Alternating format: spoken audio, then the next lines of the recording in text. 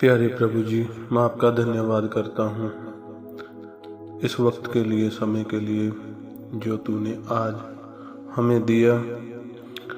सभी बातों के लिए आपका धन्यवाद करता हूँ। तुम्हारे जो प्रभु बड़े बड़े कार्य हमारी ज़िंदगी में, हमारे बच्चों की ज़िंदगी में और हमारे सफ़र में और हमारे हर तरह से आने और जाने में आपने किए, आपका धन्यवाद हो। सभी बातों के लिए हम आपके शुक्रगुजार हैं प्रभु।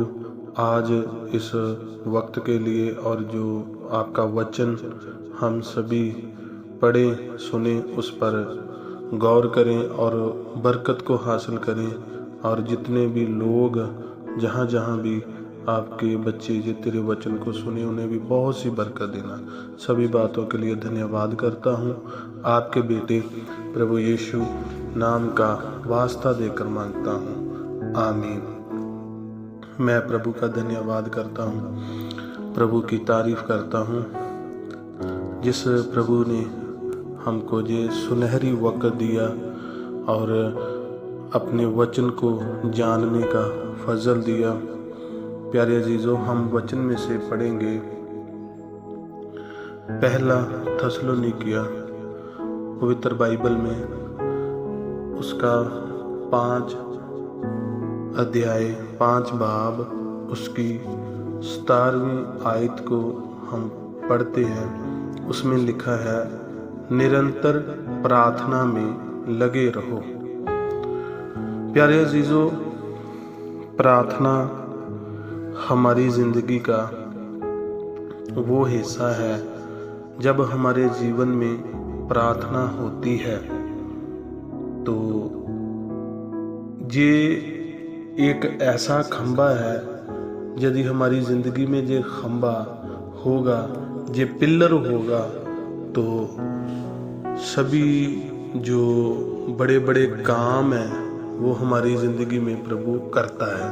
मैं आपको बताना चाहता हूँ कि प्रार्थना ही है, जब हम करते हैं तो प्रभु के जो इरादे हैं वो हमारे लिए वो चेंज हो जाते हैं। यदि कोई हमारी बरकत हो, हमारी आशीष हो, और यदि हम चाहते हैं कि वो बरकत, वो आशीष हमें मिले, तो उसके लिए प्रार्थना है।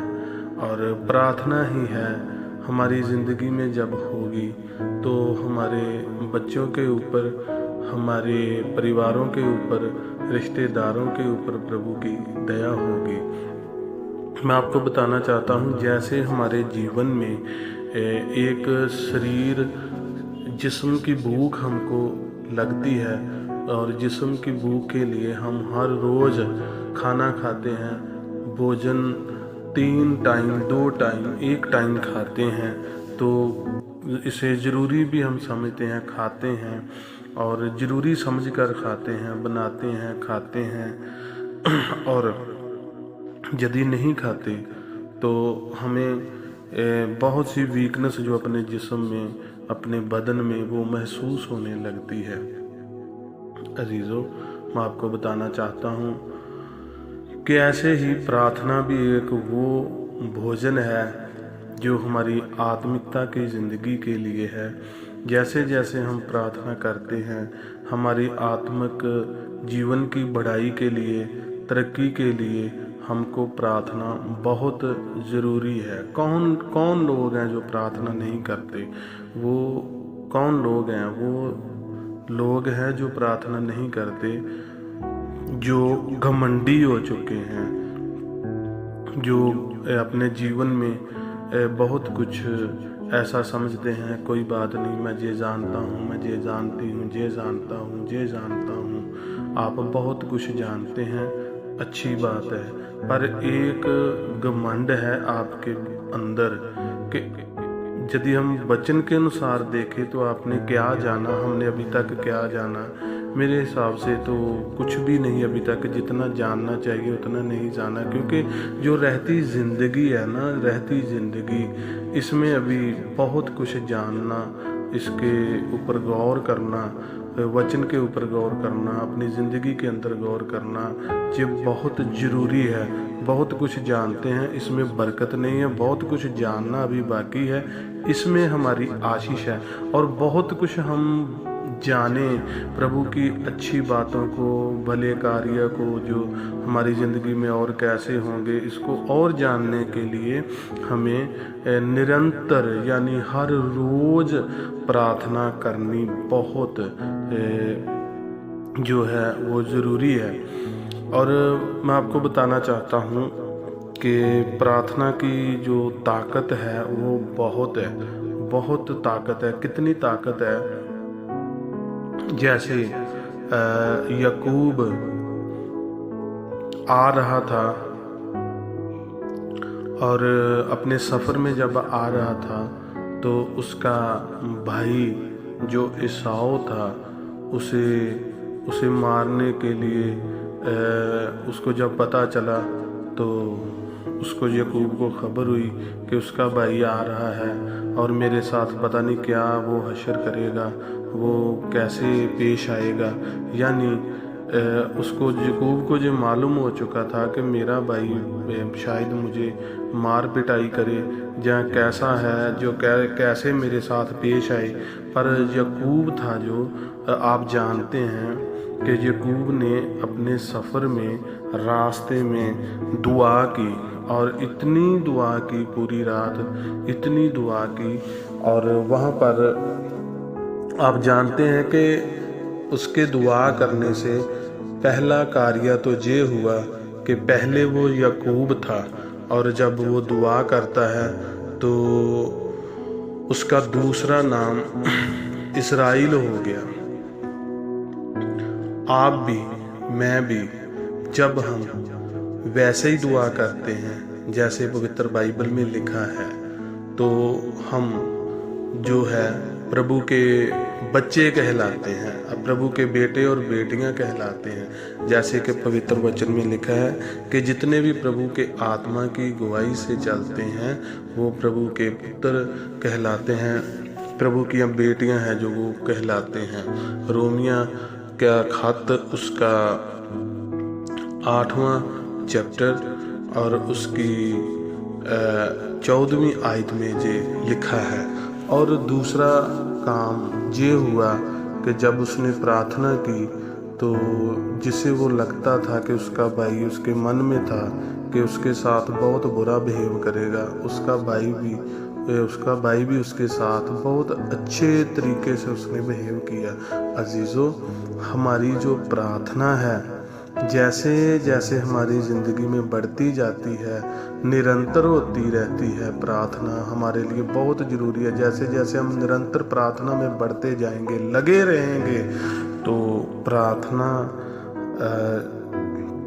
हमारे नाम जो, जैसे हम पहले गुनाह की दुनिया में थे, पहले खुदगर्ज थे, पहले अपनी मर्जी और जिस्म की अभिलाषाओं में चलने वाले थे, पर जब हमारा जीवन प्रार्थना करने वाला बन गया तो हम गुनहगार नहीं, हम खुद नहीं बल्कि परमेश्वर के पुत्र ठहरते हैं, परमेश्वर के बच्चे और परमेश्वर के यानी लोग ठहरते हैं। और दूसरा, जो पहाड़ जैसी मुसीबतें, जो लोग हमारे ऊपर हमको धमकाते और हमारे ऊपर हैवी होते हैं, चाहे कुछ भी हो, तो प्रभु उनके इरादों को भी, जो हमारे लिए बुरे इरादे उनके मन में है, उनके इरादों को भी प्रभु बदल देता है।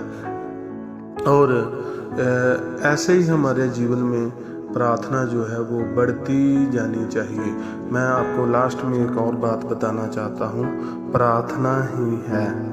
बहुत काम आप करते हो लेकिन वो आपके फ़ायदे के होते हैं। बहुत कुछ बोलते हो वो आपके लिए होता है, या दूसरे को सुनाने के लिए, और दूसरा बोले तो आपके सुनने के लिए। पर मैं आपको बताना चाहता हूँ, प्रार्थना एक वो कार्य है, आप अपने कार्य करते हो अपने फ़ायदे के लिए, अपने बेनिफिट के लिए, या अपने परिवार के बेनिफिट के लिए, और घर के बेनिफिट के लिए, पर प्रार्थना एक वो काम है, यदि हमारे जीवन में प्रार्थना शुरू होती है, प्रार्थना बढ़ती जाती है, तो प्रार्थना आप करोगे, इसका बेनिफिट आपको तो होगा ही होगा, पर आपकी प्रार्थना से जो दुखी, बीमार, लाचार है, प्रभु उनको भी आशीष देगा। प्रार्थना में कितनी ताकत है, प्रार्थना करोगे आप, और जो गुनहगार भी होंगे ना, जो जिनका जीवन गुनाह में बेपाप में गया होगा, आपकी प्रार्थना से उनका जीवन है जो आपकी प्रार्थना से प्रभु वो उसको अच्छा करेगा, ठीक करेगा, गुनाह से आज़ाद करेगा, उनके मन को बदल देगा। आप जब प्रार्थना में निरंतर बढ़ते जाओगे तो आपकी प्रार्थना की ताकत कितनी है, प्रार्थना आप करोगे, बहुत से रोगी, मांदगी से भरे लोग हैं जो आपकी प्रार्थना से वो चंगे होते जाएंगे। और प्रार्थना में इतनी ताकत है, जब आप प्रार्थना में निरंतर लगे रहोगे, बढ़ते जाओगे तो बहुत सी बरकतें, जहाँ जहाँ भी आपकी आशीषों में रुकावट है, वो रुकावट भी प्रभु दूर करेगा। प्रार्थना की इतनी ताकत है प्रार्थना की। जब आप प्रार्थना करोगे तो आपकी प्रार्थना करने से, आपकी प्रार्थना से बहुत सी रूहें हैं जो वो उद्धार पाएंगी, वो नई बरकत और नए जीवन को हासिल करेंगी। और जब आप प्रार्थना में निरंतर बढ़ते जाओगे तो आप आत्मिकता के जीवन में बढ़ते जाओगे। आत्मिकता के जीवन की, आपके जीवन की आत्मिकता का जो जीवन है उसकी बढ़ोतरी हो जाएगी। और जब आप निरंतर प्रार्थना में बढ़ते जाओगे तो आपके ऊपर जो प्रभु के भेद की बातें, तरक्की की बातें हैं, वो आपके ऊपर प्रकट होनी शुरू हो जाएगी। जैसे कि वचन में यूँ लिखा है, मैंने जो अपने जो भेद हैं बड़े बड़े आलमों से छिपाकर रखे हैं, इसलिए रखे हैं कि मैं अपने बच्चों के ऊपर प्रकट करूं। यदि हम प्रार्थना में निरंतर बढ़ते जाते हैं, निरंतर बढ़ना शुरू कर देते हैं, तो वो भेद, तरक्की की बातें जो आलमों को नहीं मालूम, जो बड़े बड़े हाकिमों के ऊपर प्रकट नहीं हुई, जो बड़े बड़े विद्वानों के पास नहीं है, जब हम निरंतर प्रार्थना में बढ़ते जाएंगे तो हमारा निरंतर प्रार्थना में बढ़ना है, जो हमारे पास भेद की, तरक्की की बातें होंगी। जब हम निरंतर प्रार्थना में बढ़ते जाएंगे तो प्रार्थना में कितनी ताकत है, हमारी जिंदगी में से प्रभु आने वाली बहुत सी बातें हैं जिनको हमारे ऊपर प्रकट करेगा। और हमारी जिंदगी में से जो प्रभु करने जा रहा है वो भी प्रभु हमारे ऊपर प्रकट करेगा। जब हम निरंतर प्रार्थना में बढ़ते जाएंगे तो जो पवित्र आत्मा के वरदान है, जैसा जैसा भी वरदान हमने पाया है उसमें भी हमारी जो है बढ़ोतरी होती जाएगी। इसलिए मैं आपको बताना चाहता हूँ कि आप भी मेरे लिए दुआ करना, और जब दूसरे टाइम प्रभु फिर दे तो हम जरूर इस विषय को और भी प्रभु के दिए हुए फजल से हम गौर करेंगे। और आज मैं आपको यही बताना चाहता हूँ कि आप अपनी ज़िंदगी में घुमंडी ना हो। घुमंड जब होगा तो हम प्रभु का विरोध करते हैं। घमंड किसी बात का ना हो। बस आपका जीवन यदि प्रार्थना से छूट गया है तो आप प्रार्थना का जीवन अपना जो है वो व्यतीत करना शुरू करो। अपने जीवन को प्रार्थना में लगाओ। प्रभु आज ही आपके ऊपर और भी अपनी रहमत से भरा, करुणा से भरा हाथ बढ़ाकर आपको बहुत सी आशीष देगा। और जब आप प्रार्थना करोगे तो प्रभु आपके जो रुके हुए काम हैं उनको भी, जब आप प्रार्थना करोगे तो उनको भी ब्लेस करेगा। और जब आप प्रार्थना करते हो तो प्रार्थना में और बढ़ते जाओगे तो ब्लेस से आपको प्रभु सुपर ब्लेस करेगा। प्रभु आपको बरकत दे। आप सभी को जय मसीह की। प्यारे प्रभु, तेरा वचन जिन तेरी दासियों और दासों ने, बच्चों और तेरी बेटियों ने, लोगों ने, रूहों ने जो सुना है, इनकी ज़िंदगी में कार्य हो, सभी को बहुत सी बरकत देना। सभी बातों के लिए आपका धन्यवाद करता हूँ। और खुदा हर घर परिवार में आपकी रहमत हो। आपके बेटे प्रभु यीशु नाम का वास्ता देकर मांगता हूँ, आमीन आमीन।